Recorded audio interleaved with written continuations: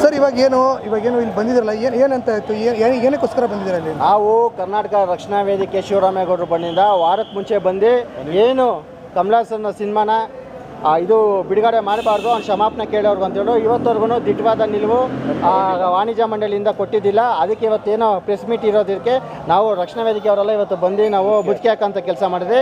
ಇವತ್ತು ಅವರು ನಾಳೆ ಒಂದು ಗಂಟೆವರೆಗೆ ಗಡುವು ಕೊಟ್ಟರೆ ಒಂದು ತೀರ್ಮಾನ ತೊಗೊತೀವಿ.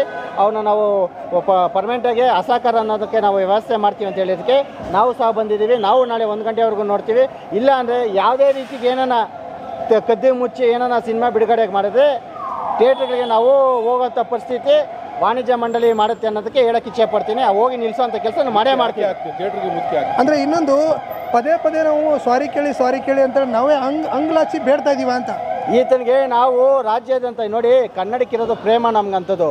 ಯಾರೇ ಆಗಲಿ ಕರ್ನಾಟಕದಾಗಲಿ ಕನ್ನಡದ ಬಗ್ಗೆ ಯಾರನ್ನ ಒಂದು ಸ್ವಲ್ಪ ಧ್ವನಿ ಎತ್ತಿದ ತಕ್ಷಣ ಇಡೀ ಕನ್ನಡಿಗರು ಕೆರಳುವಂಥದ್ದು ಅದು ಮಾಮೂಲಿ. ಆದರೆ ಈತ ಏನೋ ಅಟ್ಟಕ್ಕೆ ಹೋಗಿ ಕುಂತಿದೆ. ನಾವು ಕ್ಷಮಾಪಣೆ ಏನು ಇವನು ಕ್ಷಮಾಪಣೆ ಬೇಕಾಗಿಲ್ಲ. ಇವನು ಸಿನಿಮಾಗಳು ಬ್ಯಾನ್ ಮಾಡೋದ್ರಿಂದ ಕರ್ನಾಟಕಕ್ಕೆ ಸೊಡೋಗುತ್ತೆ. ಅವನಿಗೆ ಕ್ಷಮಾಪಣೆ ಕೇಳೋ ಇದು ಮನಸ್ಥಿತಿ ಇಲ್ಲ ಅಂದಮೇಲೆ ಅವ್ನು ಸಿನಿಮಾ ನೋಡೋಂಥ ಮನಸ್ಥಿತಿ ನಮಗಿಲ್ಲ. ಕರ್ನಾಟಕಕ್ಕೆ ಅವನು ಬರ್ಕೊಡ್ದು ಅವ್ನ ಸಿನಿಮಾನು ಬರ್ಕೊಡ್ದು ಅಂತ ಇವತ್ತು ನಾವು ತೀರ್ಮಾನ ತೊಗೊಳ್ಳಿ ಅಂದ್ಬಿಟ್ಟು ನಾವು ಚೇಂಬರ್ ಅವ್ರಿಗೆ ಹೇಳಿದ್ದೀವಿ. ಕನ್ನಡಿಗರ ಒಗ್ಗಟ್ಟು ಪ್ರದರ್ಶನ. ಓಕೆ, ಇನ್ನೊಂದು ಅಂದರೆ ಇವಾಗ ಅಕಸ್ಮಾತ್ ಏನಾದ್ರು ಇವತ್ತು ಕ್ಷಮಾಪಣೆ ಕೇಳಿಬಿಟ್ರೆ ಮುಂದೆ ಏನು ಕ್ಷಮಾಪಣೆ ಅಂದರೆ ನಾವು ಇಷ್ಟು ಎಲ್ಲ ನಾವು ಹೋರಾಟಗಳು ಮಾಡಿ ಅವ್ನು ಬಾಯಿ ಮಾತಲ್ಲಿ ಸುಮ್ಮನೆ ಕ್ಷಮಾಪಣೆ ಅಲ್ಲ, ಅವನು ತಿರ್ಗಾ ಅದನ್ನು ಹೇಳಬೇಕು. ಹೆಂಗೆ ತಮಿಳಿನಿಂದ ಕನ್ನಡ ಜನನ ಆಯಿತು ಅಂತ ಹೇಳಿದ್ನಲ್ಲ ಭಾಷೆ, ಅದು ಯಾವ ರೀತಿ ಅಂದ್ಬಿಟ್ಟು ಅವನು ನಮಗೆ ಡಾಕ್ಯುಮೆಂಟು ಬಿಡುಗಡೆ ಮಾಡಬೇಕು. ಸುಮ್ಮನೆ ಬಾಯಿ ಮಾತಾಗಿ ಹೇಳಿರೋದಲ್ಲ, ಬಾಯಿ ಮಾತಾಗಿ ಹೇಳ್ಬಿಡೋದು, ಕ್ಷಮಾಪಣೆ ಕೇಳ್ಬಿಡೋದಲ್ಲ. ಅದಕ್ಕೆ ಅವನೇನು ಹೇಳಿದಾನೋ ಅವನು ವಾಕ್ಯದಲ್ಲಿ ಅದಕ್ಕೆ ಅವನೇ ಉತ್ತರ ಕೊಡಬೇಕು, ಡಾಕ್ಯುಮೆಂಟ್ ಇಕ್ಕಬೇಕನ್ನೋದು ನಾವು ಇಲ್ಲಿ ಹೇಳಿರೋದು. ಇನ್ನೊಂದು ಏನಪ್ಪ ಅಂದರೆ ಇವಾಗ ತಮಿಳುನಾಡಲ್ಲಿ ಅವ್ರಿಗೆ ಕ್ಷಮಾಪಣೆ ಕೇಳಬೇಡಿ ಅಂತ ಹೇಳ್ಬಿಟ್ಟು ಅವ್ರ ಮೇಲೂ ಕೂಡ ಒತ್ತಡ ಬರ್ತಾ ಇದೆ ಅಂತೆ. ಅಂದರೆ ನಮ್ಮಲ್ಲಿ ಯಾವ ರೀತಿ ಇದೆ ಅಂತ? ನಮ್ಮಲ್ಲೂ ಅಲ್ಲಿಗೂ ನಾವು ಹೇಳಿದೆಲ್ಲ ಭಾಷೆ ಆಗಿರ್ಬೋದು, ನಾಡಿನ ವಿಷಯ ಅಲ್ಲಿರೋಷ್ಟು ಒಗ್ಗಟ್ಟು ನಮ್ಮಲ್ಲಿಲ್ಲ. ನಮ್ಮಲ್ಲಿ ಏನಂದರೆ ಬ್ಯಾಲೆನ್ಸ್ ಮಾಡ್ತಿದ್ದಾರೆ. ಅಲ್ಲಿ ತಮಿಳ್ನಾಡಲ್ಲಿ ನಮ್ಮ ನಟರಾಗಿರ್ಬೋದು, ತಮಿಳ್ನಾಡಲ್ಲಿ ಓಡ್ಬೇಕು ಫಿಲಮ್ ಅಂದ್ಬಿಟ್ಟು ಅಲ್ಲಿ ಈ ರೀತಿ ಮಾಡ್ಕೊಂಡು ಹೋಗ್ತಾರೆ ಹೊರತು ಅಲ್ಲಿರುವಂಥ ಒಗ್ಗಟ್ಟು ಇದು ನಮ್ಮ ನಾಡಲ್ಲಿಲ್ಲ. ಆದರೆ ನಾವು ಯಾರು ಈ ಹೀರೋಯಿನ್ಗಳು ನಂಬ್ಕೊಂಡು ನಾವೇನು ಹೋರಾಟ ಮಾಡ್ಕೊಂಡು ಬಂದಿಲ್ಲ. ಅವತ್ತಿಂದ ಹೋರಾಟ ಮಾಡ್ಕೊಂಡು ಮುಂದಕ್ಕೂ ಹೋರಾಟ ಮಾಡ್ತೀವಿ. ಅದರಿಂದ ನಮ್ಗೆ ಯಾರು ಬೆಂಬಲ ಬಿಡಿ ಇಡೀ ಕನ್ನಡಿಗರು ಒಗ್ಗಟ್ಟಾಗಿದ್ದೀವಿ. ಯಾರ ನಟರು 4 ಜನ ಬಂದಿಲ್ಲ ಅನ್ನೋದಕ್ಕೆ ಅವ್ರ ಮೇಲೆ ನಾವು ಹೋರಾಟಗಾರರು ಅವಲಂಬಿತವಾಗಿಲ್ಲ. ಅದು ತಕ್ಕಪಾಠ ನಾವು ತಮಿಳ್ನಾಡವರಿಗೆ ನಮ್ಮ ಕಮಲಾಸನ್ ನೋಡಿಸ್ತೀವಿ ನಾವು.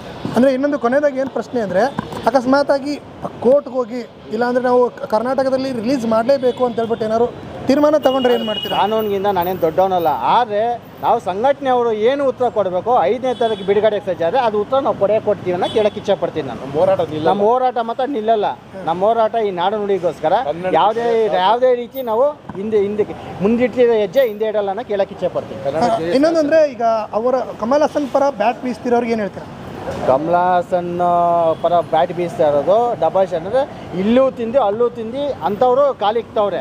ಅದರಲ್ಲಿ ಕಿಶೋರು ಈ ದಡ್ಡ ಅಲ್ಲಿ ನನಗೆ ಒಂದು ವಿಲನ್ ಪಾತ್ರನೋ ಪೊಲೀಸ್ ಪಾತ್ರ ಕೊಡೋಕ್ಕೆ ಅಲ್ಲಿ ತಮಿಳ್ನಾಡಿನ ಜನಗಳು ನನ್ನ ಮೇಲೆ ಒಲವು ಬರಲಿ, ನಾಳೆ ನನ್ನ ಸಿನಿಮಾ ನೋಡಲಿ ತಮಿಳ್ನಾಡು ಅನ್ನೋದು ಆ ಉಚಿತನಿಂದ ಮಾತಾಡಿದ್ದಾನೆ ಇಡ್ತವನೆ. ಆದರೆ ಅವನಿಗೆ ತಕ್ಕ ಪಾಠ ನಾವು ನೋಡ್ತೀವಿ, ಕಿಶೋರ್ಗೂ ನೋಡ್ತೀವಿ ಅಂತ. ಕಮಲಾಸನ್ನೇ ಬಿಟ್ಟಿಲ್ಲ. ಈ ಕಿಶೋರ್ ನಿನ್ನೆ ಮೊನ್ನೆ ಬಂದಿರೋ ಜುಟ್ಟು ಅವನಿಗೂ ನಾವು ತಕ್ಕ ಉತ್ತರ ಕೊಡ್ತೀವಿ ನಾವು ರಕ್ಷಣಾ ವೇದಿಕೆಯಿಂದ.